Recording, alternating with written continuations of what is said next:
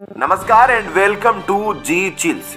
अचानक जोर जोर से हिलने लगी मालदीव के राष्ट्रपति मुइज़ू की कुर्सी। क्या भारत बचा पाएगा मुइज़ू की कुर्सी? क्या भारत विरोधी बयानों के कारण अब मुइज़ू को छोड़ना होगा राष्ट्रपति पद?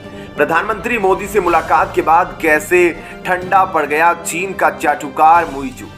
भारत से कर्ज लेकर उछल रहा था मालदीव, अब अचानक कैसे अकल ठिकाने लगी? संकट का बादल देख अचानक भारत के पक्ष में कौन सा फैसला ले लिया मालदीव के मुइज़ू ने? दोस्तों, भारत को लगातार और बार बार धमकी देने वाले मालदीव के नए राष्ट्रपति मुइज़ू की सिंहासन अब डोलने लगी है। उसे धीरे धीरे समझ आ गया है कि भारत से पंगा लेकर वह ज्यादा देर तक राष्ट्रपति बना नहीं रह सकता। आखिर क्यों राष्ट्रपति मुइज़ू को अचानक सत्ता खोने का डर सताने लगा है, इसकी चर्चा हम आपसे आगे करेंगे। लेकिन आइए सबसे पहले जान लेते हैं कि उन्होंने भारत के पक्ष में कौन से कारनामे कर दिए हैं। मालदीव के राष्ट्रपति मोहम्मद मुइज़ू की भारत विरोधी बयानबाजी अब अचानक थम गई है। उन्होंने भारत और मालदीव के बीच एक हाई लेवल मीटिंग गठित करने पर भी सहमति दे दी है, जो दोनों देशों के संबंधों को मजबूत बनाएगी और स्थिरता प्रदान करेगी। मालदीव के चीन समर्थित राष्ट्रपति के दिमाग में अचानक आए इस बड़े बदलाव के पीछे पीएम मोदी का बड़ा हाथ है। इस समिति को गठित करने का फैसला दुबई में COP28 बैठक के इतर प्रधानमंत्री नरेंद्र मोदी और मालदीव के राष्ट्रपति मोहम्मद मुइज़ू के बीच पहली बैठक के दौरान लिया गया था। भारत और मालदीव के बीच इस उच्च स्तरीय समिति की सह अध्यक्षता दोनों देशों के उच्चायुक्त कर सकते हैं। यह समिति द्विपक्षीय संबंधों, विशेष रूप से सुरक्षा और रक्षा मुद्दों के साथ साथ अन्य मुद्दों को सुचारू करने का प्रयास करेगी। मोदी से मिलने के पहले तक मुइज़ू लगातार भारत विरोधी लाइन पर चलते नजर आए थे। मालदीव के राष्ट्रपति पद के लिए उनका पूरा चुनाव प्रचार भारत विरोध पर ही केंद्रित था। ऐसा लग रहा था जैसे कि वे नशे में भारत के खिलाफ बयानबाजी कर रहे हो। अपने चुनावी बयानबाजी के दौरान वे भारत द्वारा मालदीव पर किए गए एहसान को भी भुला दिए थे, जिसे अब वे धीरे धीरे रिकॉल करना शुरू कर दिए हैं। उन्होंने प्रचार के दौरान से लेकर चुनाव में जीत मिलने और राष्ट्रपति पद की शपथ ग्रहण तक हर मौके पर उनके ऊपर भारत विरोधी बयानबाजी का भूत सवार था। मुइज़ू ने ही चुनाव प्रचार के दौरान इंडिया आउट का नारा दिया था, लेकिन अब उनके सारे गर्मी को प्रधानमंत्री मोदी ने दुबई में शांत कर दिया है। मुइज़ू के नरम बयान से ऐसा लग रहा है कि अब उसका भूत उतर गया है। अब आइए सबसे दिलचस्प बात कर लेते हैं, आखिर क्यों मुइज़ू को राष्ट्रपति पद से हटने का डर सताने लगा है। जानते हैं विस्तार से।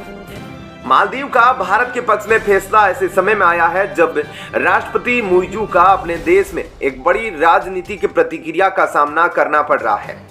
इस वक्त वे समस्याओं से घिरे हुए हैं और भारत ही उनके लिए सहारा नजर आ रहा है। बताया जा रहा है कि मुइज़ू का अपने सहयोगी और मालदीव के पूर्व राष्ट्रपति अब्दुल्ला यामीन के साथ मतभेद हो गया है। यामीन को मुख्य रूप से भारत विरोधी और चीन समर्थक नेता माना जाता है। भारत ने यामीन के कार्यकाल के दौरान मालदीव के साथ सभी संबंध तोड़ दिए थे, जो 2013 से 2018 तक विवाद जारी रहा। इस दौरान यामीन की चीन समर्थित सरकार ने भारत में एयरपोर्ट और इंफ्रास्ट्रक्चर का काम करने वाली कंपनी GMR इंफ्रास्ट्रक्चर के साथ $511 मिलियन का सौदा रद्द कर दिया था। यामीन ने इस सौदे समेत कई अन्य बड़ी परियोजनाओं को चीनी कंपनियों को बिना किसी टेंडर के दे दिया था। यामीन ने मालदीव के राष्ट्रपति चुनाव से पहले People's National Congress PNC party बनाई थी और उसे अपनी पूर्व party Progressive Party of Maldives PPM के साथ जोड़ दिया था। राष्ट्रपति मुइज़ू इसी PPM के उम्मीदवार बनकर चुनावी मैदान में उतरे थे, लेकिन यामीन ने मुइज़ू के राष्ट्रपति बनने के बाद अपना असली रंग दिखाना शुरू कर दिया है। यामीन को भ्रष्टाचार और मनी लॉन्ड्रिंग के आरोप में 11 साल की जेल की सजा हुई थी, लेकिन मुइज़ू के राष्ट्रपति बनते ही यामीन जेल से निकलकर अपने आलीशान महल में चले गए हैं और खूब मौज मस्ती कर रहे हैं। वे अपने घर से ऐसे फैसले ले रहे हैं जिससे मुइज़ू के लिए मुसीबतें खड़ी हो रही हैं। यामीन सरकार चलाने में बाधा पैदा कर रहे हैं, इसलिए अब मुइज़ू को भारत की जरूरत महसूस हो रही है, क्योंकि अगर भारत चाहता तो उनकी सरकार गिरने से बच जाएगी। भारत समर्थित नेता मालदीव में मुइज़ू को सपोर्ट दे सकते हैं। यामीन ने मुइजू की कैबिनेट में अपने कुछ करीबी नेताओं को नियुक्त कर अहम पोर्टफोलियो दिलवाए हैं, जो अपने मनमानी के अनुसार लूट मचाए हुए हैं। इसके अलावा यामीन ने अपनी खुद की party People's National Front PNF बना ली है, जिसके संस्थापक सदस्यों में उनके बेटे जैन अब्दुल्ला यामीन भी है। उन्होंने अब औपचारिक रूप से मुइजू की पार्टी PPM छोड़ दी है। मुइजू को अप्रैल 2024 में होने वाले संसदीय चुनावों में बहुमत हासिल करने की जरूरत है। मुइजू को इसके लिए PPM PNC गठबंधन को बनाए रखना जरूरी है, लेकिन यामीन के दांव से उनका सपना दूर की कोड़ी दिखाई देता है। ऐसे में अब उनकी आखिरी उम्मीद भारत ही है। मुइजू को पता है कि भारत ने अपने समर्थन की बदौलत बांग्लादेश में शेख हसीना की सरकार पिछले 15 सालों से बचाई हुई है। ऐसे में अगर उनके रिश्ते भारत के साथ अच्छे हो जाते हैं तो वे सरकार बनाने में कामयाब रहेंगे।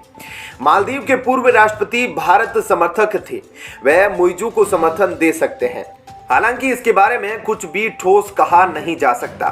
मालदीव भारत से सटा हुआ देश है। यह छोटे छोटे द्वीपों से घिरा हुआ देश है, जो कई मामलों में पूरी तरह भारत पर आश्रित है। मालदीव के लोग इलाज से लेकर खाने पीने तक की चीजों के लिए भारत पर निर्भर है। भारत ने मालदीव के विकास में बड़ी भूमिका भी निभाई है और अरबों डॉलर का लोन भी दिया है।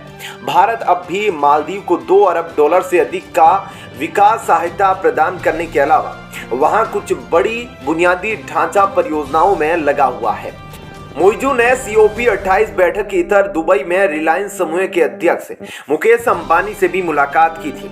इस पूरी अपडेट और विश्लेषण पर आप अपनी राय नीचे कमेंट में जरूर लिखें। जल्द मिलते हैं एक और नई अपडेट के साथ। चैनल को सब्सक्राइब कर लीजिए ताकि आप सभी तक नेक्स्ट वीडियो आसानी से पहुंच सके।